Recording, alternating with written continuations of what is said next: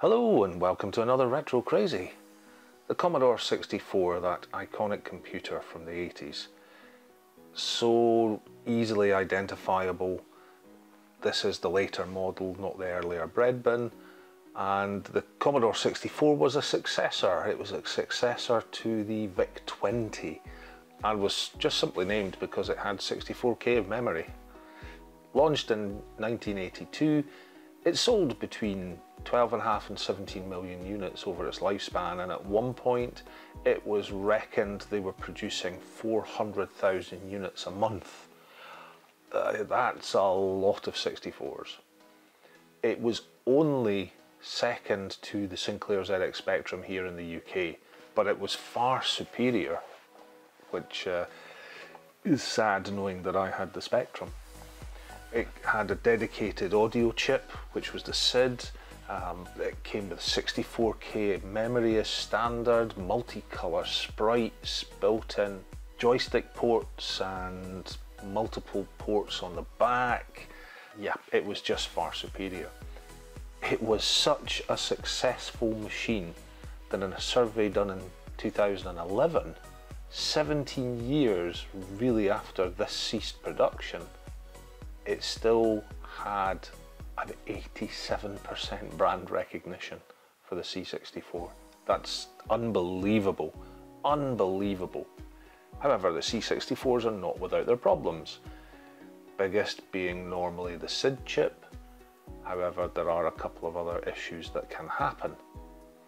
As you can see, I have two, one on top of the other here. They're just so large they don't fit on my blue mat properly.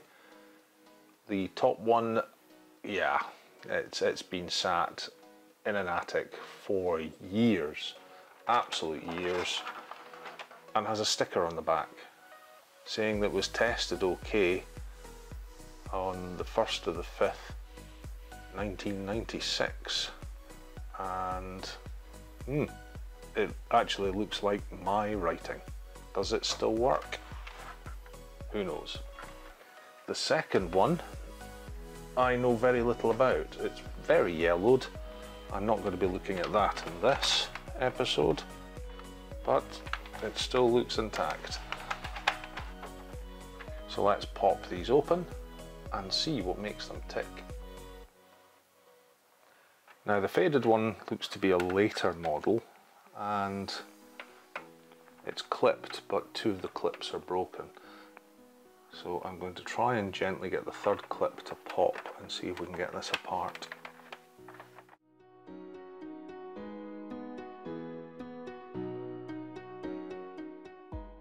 So this one is a later one, as shown by the cardboard RF shield. The earlier ones had a proper metal RF shield. So what's underneath? Well, there we go, bit dusty, definitely a bit grubby, so it's going to need a good clean, and lots of caps to replace before we do anything. So let's undo the retaining screws, although one looks like it's ready to fall out, and we'll lift the main board out.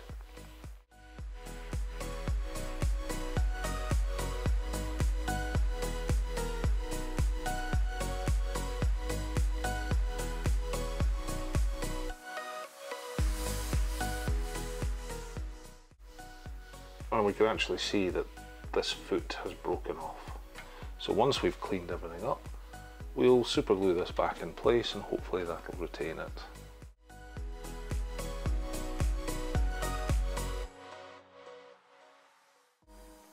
So with this board out, I'll pop it to the side and we'll remove the second board. This one's more traditional and should have 3 screws holding it together.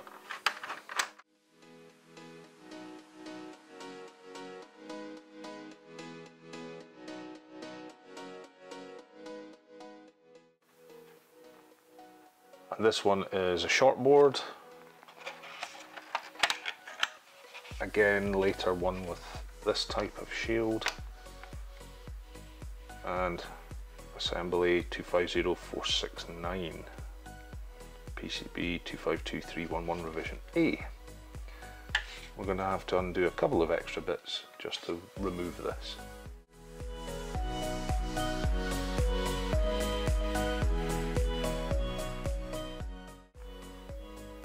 And with both boards out, that's them lining up at the back, you can see considerable difference in the boards between the revisions.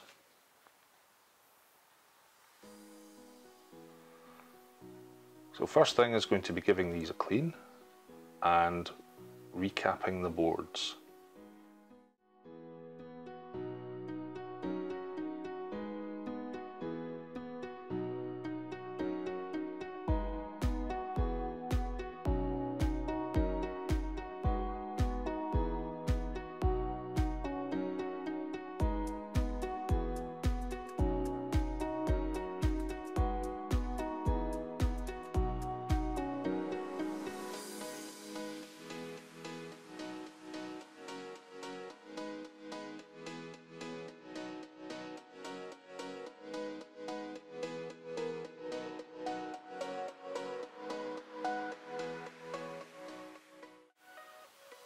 Okay, to say those were dirty would be an understatement. I've given them as good a clean as I can. That's so far taken me at least 45 minutes. Obviously, cut down in the edit, it doesn't look anywhere near as bad. So let's just progress on from here. And next, I'll be looking at replacing all these caps, but also replacing the 7805 and the 7812, which are the 5 and 12 volt regulators. So let's crack on and get that done now. For a little change, I'm going to use my desolder gun. Never actually used it properly before, so let's see how it works.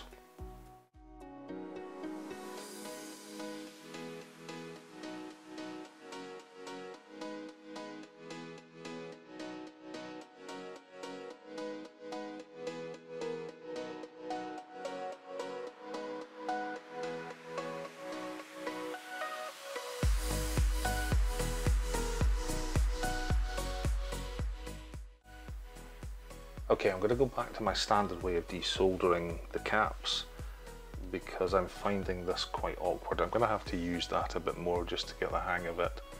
It doesn't seem to want to heat all the way through, so I can cleanly lift off the surface solder, but I can't actually clean out the hole, and I don't know whether that's just not enough suction from the unit or whether I need something else, a different technique.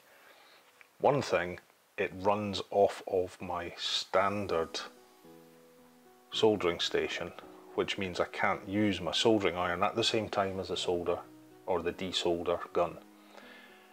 So I'm going to trip back and I'll do the rest just using the standard soldering iron.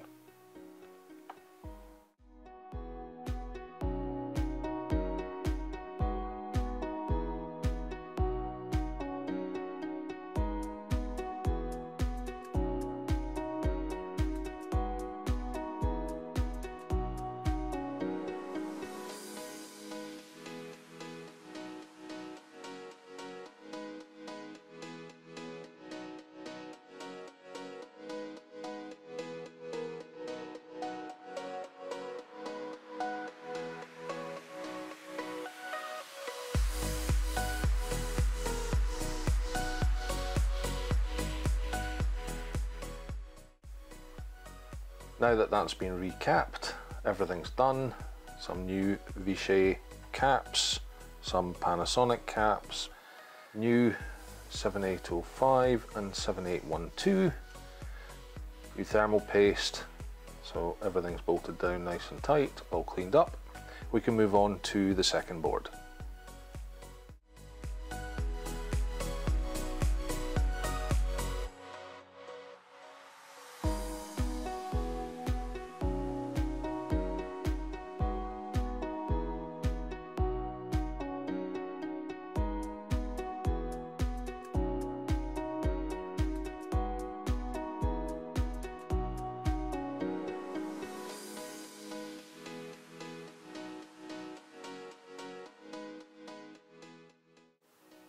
So let's get these cleaned up.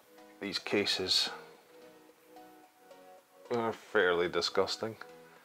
I do have to say that the yellowed case is much more brittle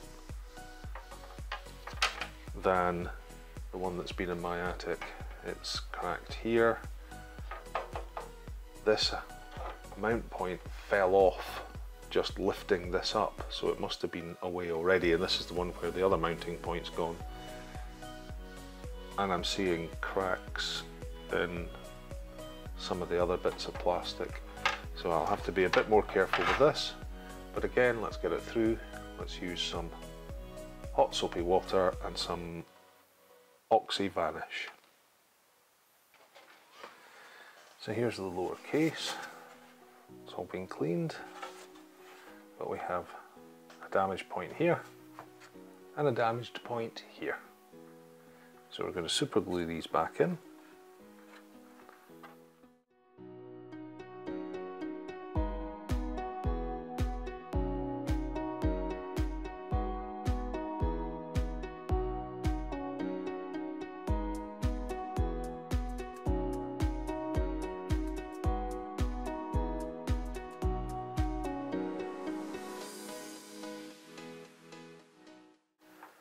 So those two are back on, and while the super glue will hold them fairly well, they're never going to be as strong as the original plastic.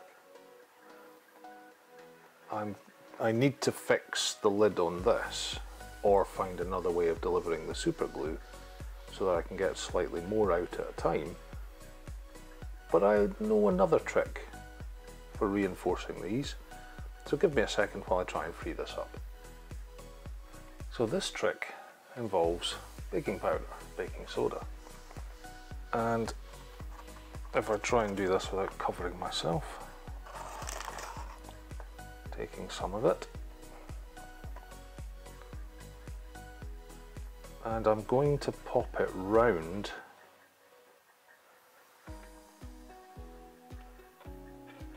this mount here. Now hopefully you can see, once it focuses, that there is some all the way around the bottom of this mount. I'm going to sacrifice one of my syringes because I cannot free the super glue dropper at all. I have to be careful because this does have a proper syringe tip on it. However, I'm going to take up some super glue and I'm actually going to drop it straight on to the baking powder. Now what should happen is it should react with the baking powder and turn into a solid plastic type material, which can be sanded if you ever needed to. So you can build up things, build up layers of things, strengthen things using some baking soda. Very surreal. I have used this trick before, not on a Commodore 64, I will give you that.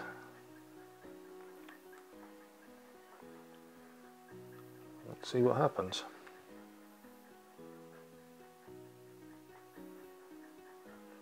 This might not be thin enough to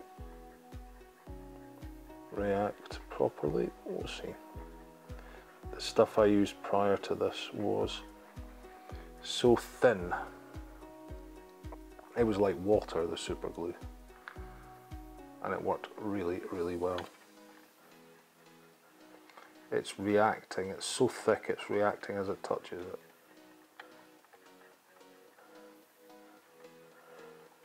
It's actually generated a solid layer lump at the top.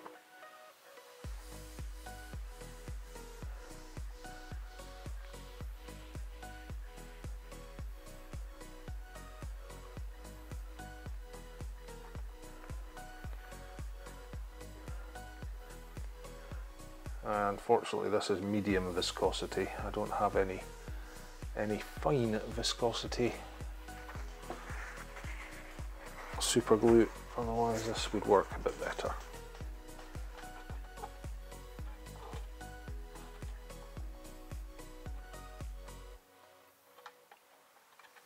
But you should be able to see that's turned into a solid.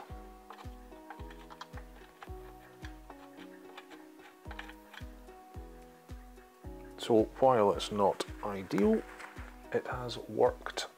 And I'm just going to get a little bit for this corner.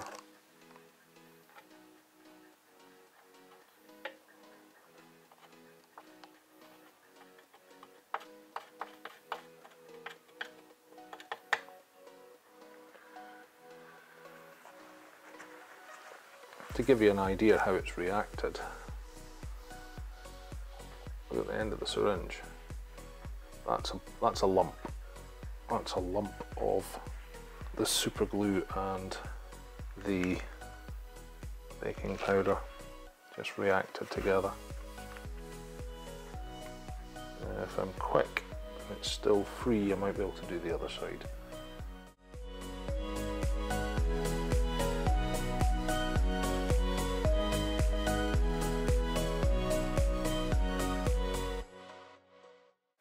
Now that that's done and it's been blown off, you can hear that's quite solid. It's like a plastic. And this one, reinforced all the way around. There is a bit at the back that isn't ideal. And if I need to, I can actually file this or cut this and that will move away. So this is now not pretty, but much stronger than it was. I was also lucky enough when I was stripping everything out to find another piece of the case. So I'll get this glued into place as well, and it'll at least give me two of the tabs.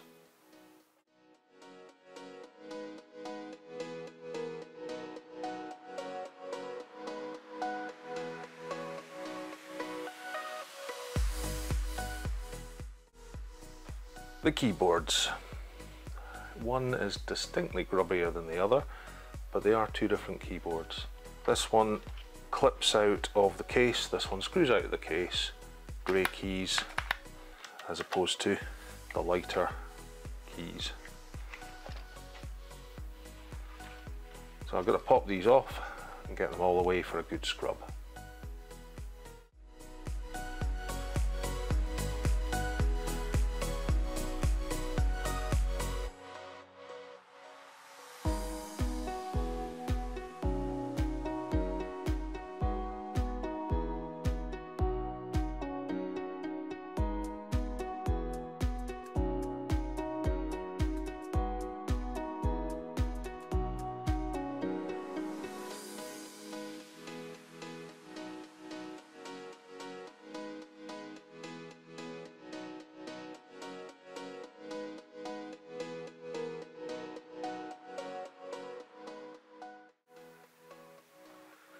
So that's all the keys off of both keyboards.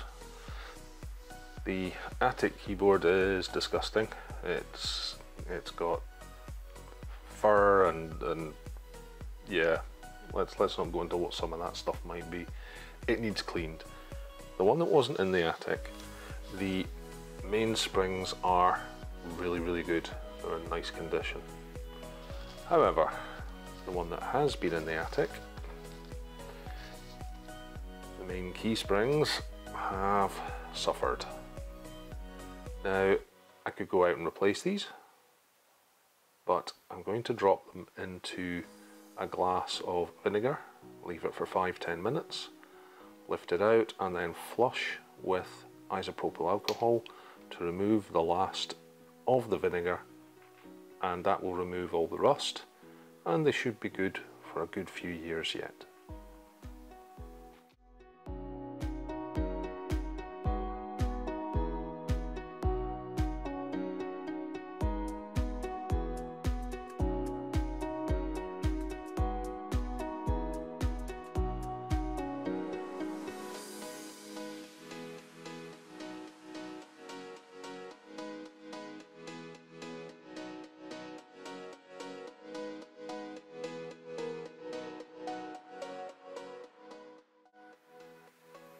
And now, let's go and clean all this using some hot water, some soap and some Vanish. Well, I'm going to call a halt here for part 1. Join me again in part 2 while I continue this C64 restoration. Please remember to like and subscribe, and I'll catch you on the next Retro Crazy.